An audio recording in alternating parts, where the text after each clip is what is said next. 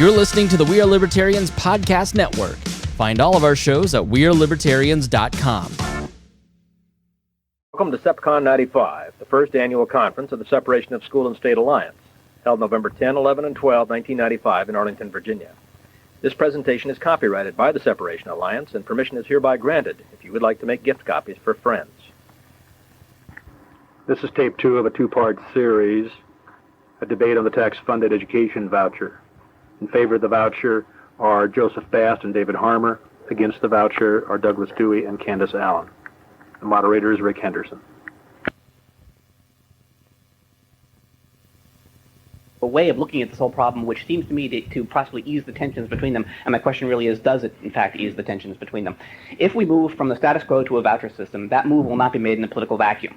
And ways in which it could happen seem to me to be divisible into two scenarios. Scenario one, vouchers represent the libertarian extreme of acceptable alternatives. So that it's bipolar, status quo, and vouchers. So if we move to vouchers under that system, there'll be pressure to move back the other way, but no pressure coming from the other side of vouchers, as it were. Alternative two, we have a three-pronged system. There's status quo, there's vouchers, and there's complete separation. And if we then make the same move, that is from status quo to vouchers, behold what a different situation we're in, because now there is pressure coming from further to the libertarian side, and which will at least countervail the pressure back towards the status quo. And vouchers would no longer be perceived as an extreme, it would be perceived as a moderate position. And the practical conclusion from this, it seems to me, is that maybe what we want to do is move to vouchers, but at the same time sustain and foment a strong radical separation movement. What do you think? Absolutely. I agree. So do I. I think that's exactly what we want to achieve. No comment. I'll save my time. That would be fine, David, except that you can actually preclude separation by slamming the door permanently on the opportunity for privatization once the government controls all schools and all parents. The debate is complete with high theory and principle and hypotheses, and it's dying for hard evidence. I understand there is some hard evidence in America in the Wisconsin voucher system that pioneered by Polly Williams, the Democrat, voucher system for poor families only. I understand that they're queuing up to get in, that the state has limited the numbers that qualify to go into those private schools. But if this is happening, this is giving experience to families of private schools, another world out there. That could alter the wishes of the electorate, the political balance of power, I would have thought. Let me quickly correct that, Dr. West. They're not queuing up. The authorization initially was for 1,000 spots. Only about 700 participated because they excluded religious schools. And the real model that is working is the privately funded program in the same city, which did have well over 1,500 people on their waiting list since their inception, and they serve now close to 5,000, all on private money. Doug, let me comment on that. Actually, Doug is wrong. There is a queue for the public program. The reason that fewer students participated than were allowed by the legislation is that fewer schools were able to participate. There were fewer slots. The question from E.G. West was whether or not there was a queue of parents wanting to get into the program, and there definitely is. That program has demonstrated that a voucher program can be very popular, that it benefits low-income children, that it makes a difference in their test score results, and also that it puts into place some additional things. Milwaukee now has public school choice, something that the unions had opposed over and over again over the years. So it does move in the direction of further deregulation and further privatization. Comment about the unions, having been a former faculty representative leader. The reason why they don't oppose them anymore, schools of choice, is because they realize it doesn't make any difference. Quick comment or comment about the food stamps. Interesting example, but I don't think a very good one, Doug, for your case. Is it Doug? Oh, Joe. I'm sorry. Joe, I'm sorry. The question I have is, what do you think? Let's assume there's no regulation now of food. Other example notwithstanding, what do you think would happen to government regulation of grocery stores if all shoppers used food stamps?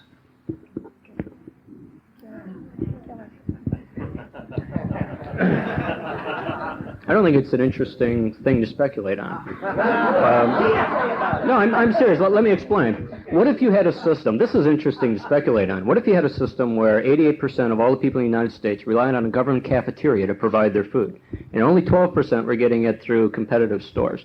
What if you made vouchers available to the 88%, who right now had no choice at all? I think most of the cafeterias would go out of business just like that. I think you'd see the development of a thriving private sector of restaurants, and that's the relevant mental experiment. In a conversation with the superintendent of the largest Christian school in the Central Valley in California, he brought up a point that I had not thought about before. They have a very good working relationship with their board. The board was divided down the middle on whether, if Prop 174 had passed in California, whether they would accept voucher money or not. And what Tim Wilkins, the superintendent, saw happening, and he politically took no position, at least publicly, in regards to the voucher issue, but what he saw happening was this wonderful, harmonious board of directors that had developed this wonderful school model would be split down the middle. There would be fighting for at least several years, debating whether government money would be accepted or whether it wouldn't, and the result would probably be the splitting of a very successful school. So if government vouchers throw a wrench, so to speak, into the working gears of the government schools, why would we be any further ahead throwing a similar wrench into the already established private system rather than spending our energies on developing a community support-based, financially private vouchers for the education of our children? If your goal is to maintain harmony, accepting the status quo is the surest way to do it. Proposition 174 compelled no individual, no parent, no student, and no school to accept vouchers. Any school with a concern about them was free not to accept them. The fact that some schools couldn't decide whether or not to do so doesn't seem to me to speak to a deficiency in the concept, but rather to a division of opinion there that might perhaps best be addressed by the establishment of two schools rather than one. In general, just a comment about about this all happening in a vacuum. It's not. We're not here because suddenly we had a new idea. We're here because there's homeschooling parents out there that the educational establishment's getting scared about. Just the talk of vouchers scares folks. Steve Forbes just said the other night that his third main plank on his plan for president is give schools back to parents. There's such things as education alternatives and the Edison projects out there. In Colorado, just last week, a piece of legislation intended to kill compulsory attendance is proposed. And cyberspace learning is occurring. Cyberspace communications about homeschooling, about vouchers, etc. This is all happening now, and the public is gradually losing faith in schools. It's not happening in a vacuum.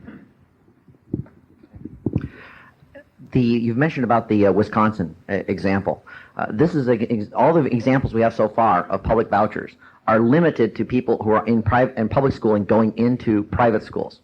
But a general tax-funded voucher system would inevitably involve moving people who are currently completely in the private system onto the entitlement. We'd increase the number of people entitled.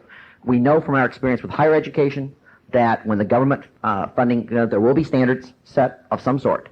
And as someone who spent 20 years in the NEA, once they lose on the voucher system, their shift will immediately go towards putting the standards in on anybody who accepts the vouchers. Plan B. Such as how many days you're in school, how many hours, teacher accreditation, the curriculum, all those things. And the support now that the general community has against imposing standards on private schools, I think will erode once those private schools are getting a check from the taxpayer. The citizens will tend to say, yeah, there should be standards. And we will see an erosion of the alternative. And I'd like the comments from both sides. I'll make a very quick comment. Marshall told me about some social workers in the Fresno Valley who were very eager to do their job well and actually went out and sought poor laborers and encouraged them to go on to welfare because they'd be materially better off. They made the case. Now, I don't think many people would agree that that's a good thing, but that's what voucher proponents are proposing that we do with those who are currently not on school welfare. Well, quick quick comment. I needed to tell you about what my dad said last week when I asked him about this question. Now, my dad just had an 11th grade education. And I said, Dad, what would happen if voucher or tax credits were put into place? Do you see any problems? And do you see anything happening? He said, my gosh, if my tax dollars being given to more kids, those in private schools too, and my taxes are going to go up, I better darn well see results. The person who asked the question used the phrase that a voucher plan would increase the number of people entitled, and of course that's wrong. They're already entitled. It might increase the number of people who apply for getting their money back from the government, money that they've already put in. But let's not forget whose money it is. It's our money. It's not the government's money. It's easy to design a voucher plan that keeps spending neutral or even reduces spending. The public schools are so grossly inefficient that you simply scale back by 10% typically how much the public schools are spending, and you free up enough money to cover tuition in private schools. And as competition sets in, you can expect costs to go down and quality to go up dramatically. So there'd be very little pressure for increased spending on the program.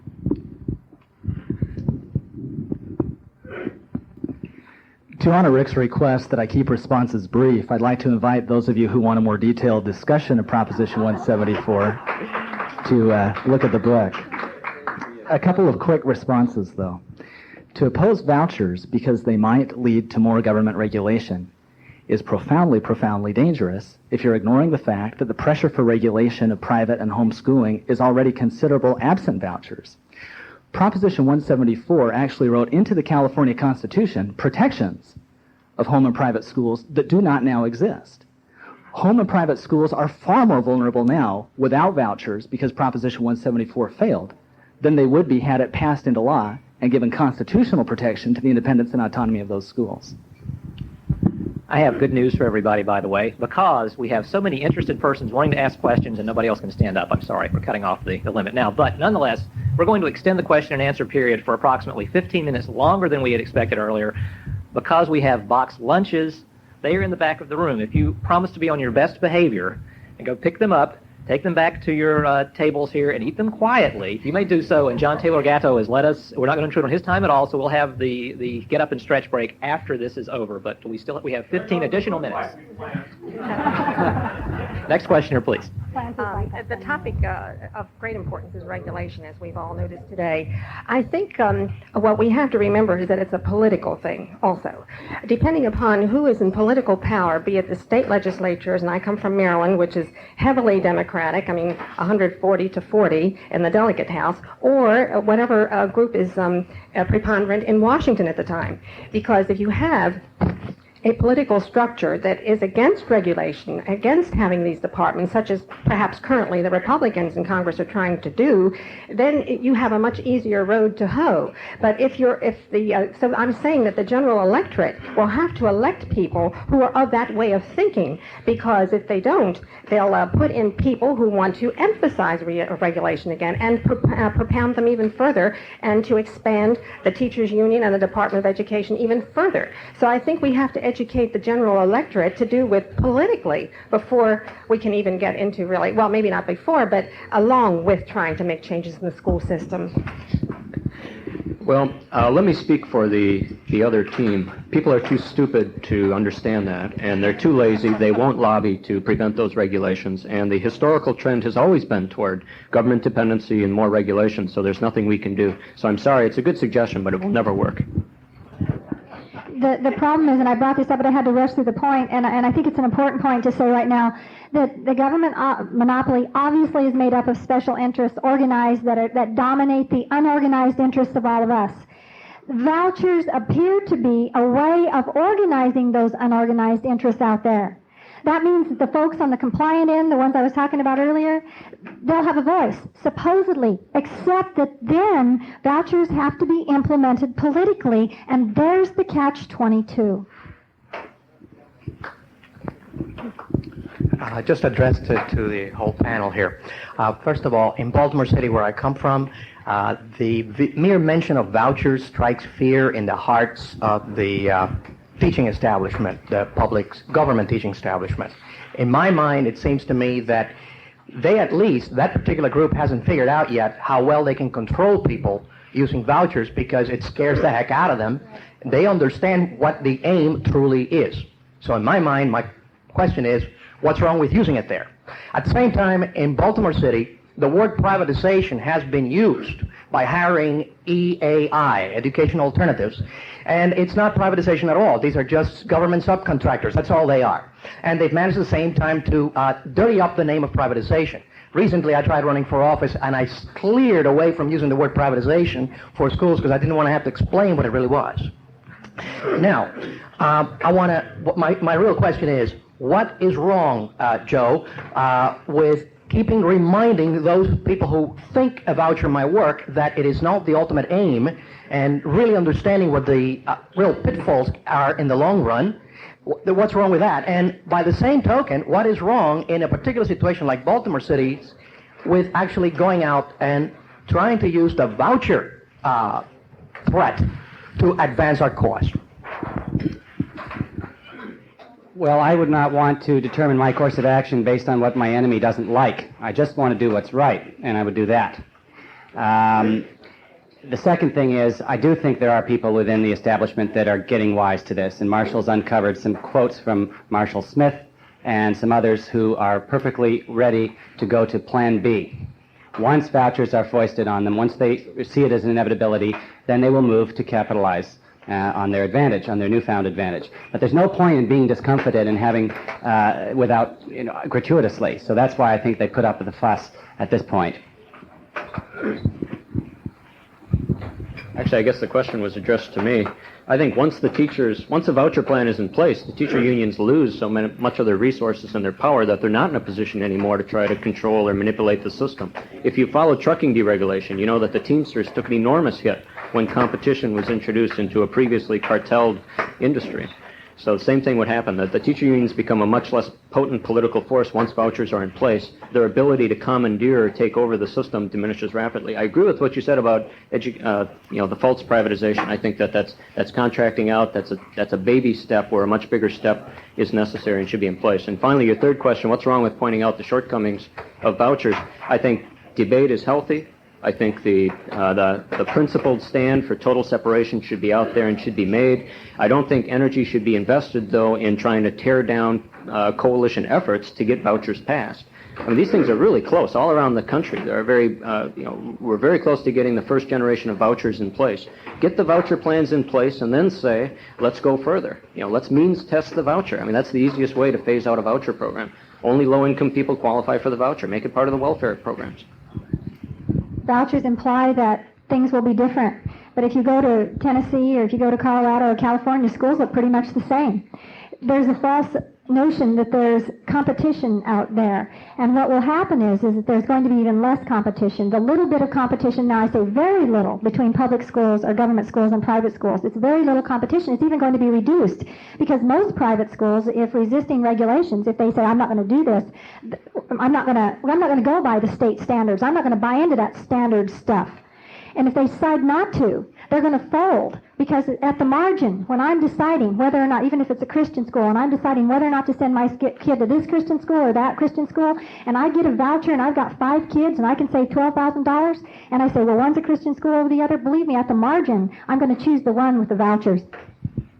Let me just make one more little comment about the unions and whether this will hurt them or help them. One of the first things that I predict will happen under a voucher program, broad scale, is that the Catholic schools will unionize. The NEA and the AFT are already slated to merge. I was present at a conference of Catholic school superintendents in Washington not long ago. Andrew Greeley spoke, pounded his fist on the podium and said, if we don't unionize, then we should close all the schools down. And there was a standing ovation. They're very liberal, very left of center, most Catholic educators, and would choose the pensions and the salaries to join the blob in a heartbeat. Within 12 months, I predict. All of the pro-voucher and pro-school choice spokespersons that I've seen or heard quoted in the media, when they're accused of wanting to destroy the public school system, will fall all over themselves to reassure that they actually want to save and strengthen the public schools through the vouchers. Much as the Republicans are falling all over themselves to let us know they want to save and strengthen Medicare. Understanding that you're not responsible for the statements of others or the selection of spokespersons for a cause by the media, is it still not reasonable that these statements repeated over and over in the general media give those of us who favor true separation of school and state some pause? Well, I think people like Bill Bennett and others believe that under a voucher program there would be a very significant contraction in the public sector and a very significant increase in the private sector. Beyond that, nobody can predict just what the mix eventually is going to be unless we somehow pass a national law that prohibits any municipality from allowing any public funds to go into a school. So strategically, it doesn't help the voucher movement for Bennett to go around saying it's going to destroy public schools. And as a result, that argument doesn't appear on the lips of voucher advocates. And I guess that should give you pause because they're out there kind of reinforcing the public schools while making the argument for vouchers. That's unfortunate, but strategically, I guess it reflects the fact that it's still a potent argument in this debate that you're going to destroy the public schools. And total separation advocates should perhaps learn a lesson from that and say, whoa, the public isn't ready to embrace the complete destruction of public schools. This gives me an opportunity to respond to a point Candace made earlier, which was that as public school performance continues deteriorating, the public will grow weary of increasing tax sponsorship of public schools. All the evidence we have points to the contrary conclusion. The worse public schools do, the more people seem to think we need to give them more money. That's a very powerful argument. I think you need to look at, again, not intentions or purported motivations or superficial strategy, but at the end result of the actions that these advocates are advocating. Do they increase or contract the scope of parental authority and responsibility? Do they increase or contract the realm of authority of the state? Two comments, one to you, David, responding to what you just said. You're right. Do they decrease or contract parental authority in the school?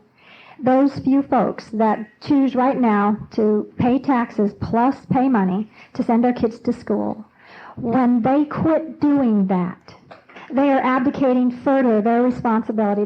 It's one more link, one more step towards everyone being on vouchers. And in comment to what you said about the question about schools, people are making the assumption that just because you give vouchers, the public schools will change. A public school is a public school.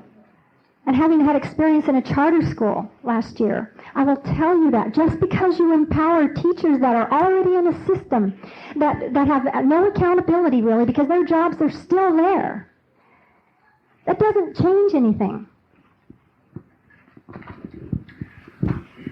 I think some of us are less concerned about whether or not this destroys public schools and more concerned about the possible destruction of what there is of the private school movement. And this question is for David.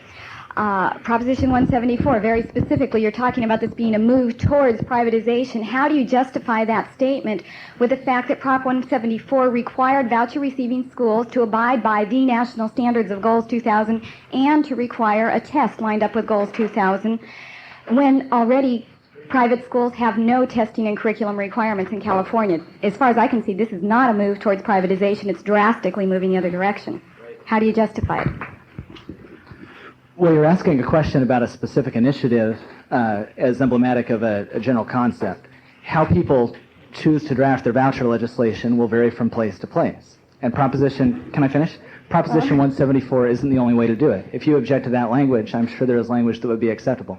Proposition 174 did not do anything to endorse Goals 2000, and it didn't require the imposition of testing on private schools. What it did do was authorize the state superintendent of public instruction to require that some kind of academic testing reflecting national comparisons, so you determine where kids are in relation to each other's on academic standards, be done. But it very carefully also provided that private schools themselves would be enabled to choose the particular tests or administrators of tests that they wanted to apply. There was nothing in 174 authorizing the state bureaucracy to tell any school what test they had to apply or what particular standards they had to measure themselves against. But the test had to be tied to national standards. That wording is in there. Tests tied to the national standards limits you to a very, very narrow range of tests specifically tied to Goals 2000. There's no getting around that. Well, and we're not talking the old Iowa test from the 1960s. Yeah, in drafting that, we had, we probably ought to have a debate on the drafting of 174 at another time, because I think we don't want to have a specific. debate on the drafting of 174. I'd like to go to the next question, please. Thanks very much. I'm very disappointed that, as his first point, Joe took the stance that vouchers are not a new entitlement. Parents are already paying for education with other people's money. And that the whole focus of this conversation today has been on somehow persuading parents that vouchers is a benefit to them in moving toward better education and that it will affect the rest of us. Those of us who do not have children in school are the people who ought to be the focus of the separation of school and state debate. I would remind Joe that taking of my money or anybody else's money without my permission is theft, and I don't intend to allow it to continue regardless of how Joe intends to distribute it. I agree, and I applaud what you're saying. I mean, that's the goal. Hey, if we had a magic wand, or if you have one, bring it up to the table here. I mean, we're not going to end it today. That's not going to be the first step. The first step is going to be to get rid of the producer's monopoly, because that's the vulnerability in the public school system. The next step is going to be to phase out the financial entitlement. Vouchers are the way to do that. Go to a dollar-for-dollar tax credit. I think tax credits are a good idea, and I think you can design a voucher plan that's essentially, they overlap, and I've done that. People through government is like feeding sparrows through horses. What you get is vastly diminished in quantity, and while it may be a benefit to some, it generally stinks. I don't want the government to touch the money in the first place, any part of the process. I'm just going to quickly say that Joe had mentioned earlier that he felt that there was a double injustice, that people had to pay their taxes and then pay again to go to private school. The injustice is not that some have to pay out of their pocket as well as for their property. The injustice is the taxation and redistribution of wealth. Spreading it would in no way reduce it. It would broaden it. It's just that simple. And you can never achieve a good by doing an evil and contributing with an evil. I wanted to congratulate Doug, Dewey, and the other private voucher folks for instance, in Georgia, where they created a program which gave 200 families the ability to leave the Atlanta public schools and created 7,300 families who are advocates of vouchers because they didn't have enough money to give to them. I think that the separation of school and state guys have to get out of the academic sessions, go into the real world, go into the trenches, start fighting house to house, and you might see a couple things. Until I see you out there, folks, all you have accomplished is doing something that most of the editorial writers in North Carolina felt was impossible, which is make me look like the mainstream reformer. But what I wanted to specifically address was Joe Bast's point about taking the contact points off the bomb. I think that the separation of school and state folks fundamentally do not understand the power of the education establishment, do not understand what happens if you drive a wedge between the black church and the teachers union, that the teachers union cannot govern by themselves. They have to have a coalition. And so that the question is, if you take the black church out of the education establishment coalition, have them massively move into the education business because now poor children can afford to go to the schools that they start, how are they going to rejoin the coalition of the teachers union, allow all of these regulations to be put on their schools, and re-elect these same folks who are doing that? I mean, the position of school and state that thinks that that's possible, and you really need to get into the trenches and go talk to some black ministers and ask them. The fact that young black ministers across North Carolina are saying, yes, we understand that the black middle class is totally tied, or is substantially tied to the public sector, and the ACLU is organized in black churches through the A. Philip Randolph, and they're still saying, we're going to toss those guys overboard and go with back system because 74% of black male fifth graders can't pass the minimal standards set by the state of North Carolina last year. So this is the end of side one. Side two is already queued up. Graders, I think that's really sad that that few of kids can perform and can read. But what does anyone think that a voucher will do for those fifth graders when what I'm trying to say is there will be no increased choice as long as the providers are protected? There's no accountability. If I don't teach that fifth grader how to read and everybody else doesn't teach the fifth grader how to read, what are you going to do to me? Where is the choice? What are the kids going to choose from with the vouchers they have in their hands? I want to address this to the pro-voucher team. Implicit in both your arguments was that we purists are a little politically naive. But I guess I have to throw the same thing back at you. I come from Vermont. And why are you naive enough to believe that this is an argument only about tuition vouchers? I'll explain that by saying the first legislative argument we ever had about vouchers in Vermont, within 48 hours, the woman who runs the House Ways and Means Committee jumped up and made it very plain, no tuition voucher without an accompanying transportation voucher. She was followed a day or so later with no tuition voucher plus transportation voucher without an accompanying book voucher. So why are you naive enough to think this will center only on tuition and not spin off in 14 different directions? Well, my answer is because I've sat at the table with dozens of groups and drafted voucher legislation. And Myron Lieberman says it's easy to get agreement on pie-in-the-sky objectives and plans that everybody loves. It's much more difficult to put together a coalition of something that's actually politically possible. And in the course of the give and take and the compromises, you end up with a voucher bill that, in my experience, working with a lot of different groups, has never included specific vouchers for books or travel. I think in the short term, you're going to see all sorts of voucher bills that people in this room won't like and that I won't like. I think you got to take the long-term view on this. We're in baby steps on the voucher movement. Little programs that only allow certain people, low-income minority parents, to participate. Only certain schools can participate. Over time, you got to believe that because of the efforts of people like us, it's going to gradually expand, become less restrictive, and come closer and closer to the kind of ideal legislation that you and I might support. Having just described your propensity for central planning, I will address this question to you. Approximately 3/4 of the households in America now have no children in school of any sort, private school or public school. Your voucher proposals inevitably would result in an increase in taxes if you were to embrace the 12% of students that go to private school.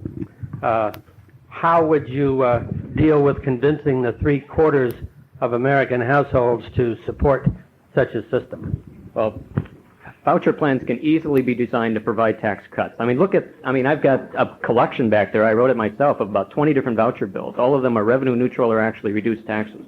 So that's a myth. And secondly, my propensity for central planning, sir, compared to me, I think you're a statist. You're absolutely a statist. I don't think there's a more libertarian, anarcho-libertarian type person in this room, with the possible exception of Bumper Hornberger. And even then, I'm not so sure. Where's Bumper? Yeah, I don't know where this assumption that vouchers inevitably increase taxes comes from. But most voucher plans talk about a voucher value of 50% of the average per pupil cost of providing public education. If it costs the government $5,200 in California, for example, per child per year to provide a so-called education, and a voucher is set at a level of $2,600, every kid who leaves is saving the taxpayers from having to spend that much more. In Proposition 174, again, existing students qualified for the vouchers 2 years after implementation. By that time, the pool of savings built up from anticipated transfers far exceeded the cost of incorporating those existing students who wanted to apply. Almost every voucher plan I've seen ends up resulting in a dramatic savings to the taxpayers rather than a cost, and that should be one of its politically appealing elements. Thanks very much for your participation, ladies and gentlemen. As we close the debate now, we will allow each side up to 3 minutes for a closing statement, and then Marshall will allow us to actually eat our lunch socially, and so we'll start with the affirmative side. Let me just make clear again, as I tried to do in my opening remarks, that Joe and David, if you could present me with a voucher that would be completely without strings, and not only that, guarantee that I would have a libertarian governor in my state for all eternity, and a complete libertarian house in both sides for all eternity, I would still oppose it with equal fervor, because it does nothing to uncouple the dependency of parents, families on the government. And that is the evil. Not the regulations that come. Those are the symptoms. The evil here is what you're proposing is government funding of education. Now, you're saying that we think parents are too stupid. I say you think that parents are too depraved to sacrifice and to pay for it themselves. By buying into the logic of state funding with vouchers, you participate in that particular form of condescension. A few months ago, George Gilder wrote an article for the American Spectator exposing the bogus debate that was mentioned in one of the questions between Republicans and Democrats over welfare reform. He showed that the two were arguing from the same side of the fence, that neither party was saying that just that welfare is bad and so should be scrapped, not fixed, not reduced, but only, and if reduced, only in the direction of elimination. The article had a hilarious title parodying Bill Clinton, which was End welfare reform as we know it. We need to end education reform as we know it and escape the government funding paradigm, which vouchers fails to do manifestly. Our motto should be, the only reform is repeal.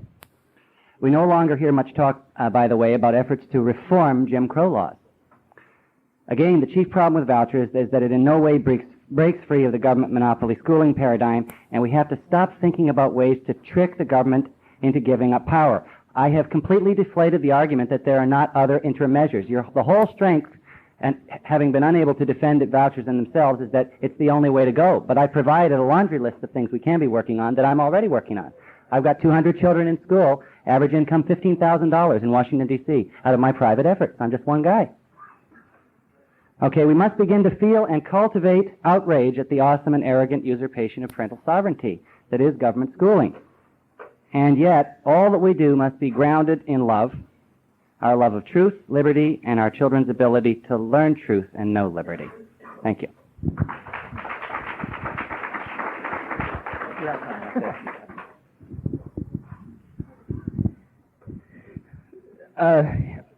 It's a little difficult to respond to arguments attributed to me that clearly mischaracterize the position I thought I expressed fairly clearly. My argument did not rest on the fact that the opposition side had no plan. And by the way, a call for more conferences, more alliances, more meetings, and hey, 200 kids here and maybe 10, 15,000 nationwide isn't too reassuring as an alternative. We're talking about tens of millions who need help soon. My argument did not rest on the fact that the other side had no plan, although I thought that was a defect. My argument rested on the fact that vouchers are the clearest step to move us towards privatization. If we believe in the separation of school and state, obviously we need to be part of the effort to restore the federal government to its constitutionally limited role. We obviously need to be part of the effort to restore education to its traditionally independent role at the state and local level. But virtually every state constitution currently requires, as a matter of fundamental state constitutional law, that the state provide for the common schools. It is there. Now, those of you who are telling me, well, go cold turkey, fine. I'm still waiting to hear how you propose to do it. There are tremendous constitutional and legal and political and institutional objectives to attaining that. We're on the verge of accomplishing something dramatic with vouchers. Those of you who are opposing it are really opposing the surest step we could take towards the separation of school and state. I invite you to reconsider.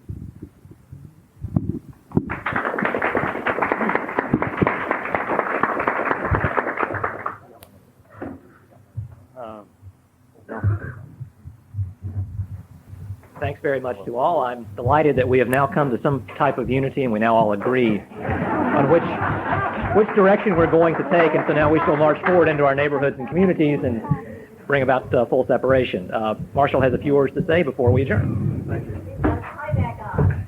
Yeah, well, turned out John Taylor Gatto really didn't offer me to exchange ties. I sort of swiped his tie, and he resented it and asked for his tie back, so I gave it to him. Pardon? I gave you an airplane. He did give me an airplane. I've been wearing it. I wasn't sure why, but I've been wearing it ever since he gave it to me, so now I will not wear that anymore. Thank you. Well, it's got something to do with school, right? There are a lot of teachers around here to bug. Thank you, David Harmer. Thank you, Joe Bast. Thank you, Candace Allen. Thank you, Doug Dewey. And thank you, Rick Henderson. I think that all of them did a splendid job at their tasks. Would you please join me in a final appreciation? We hope you enjoyed this presentation. For more information about the Separation Alliance, please call or write us at 4578 North 1st, number 310, Fresno, California, 93726. Or phone at area code 209-292-1776, or fax at 292-7582. Also, you might like to visit our webpage at www.sepschool.org. Thank you.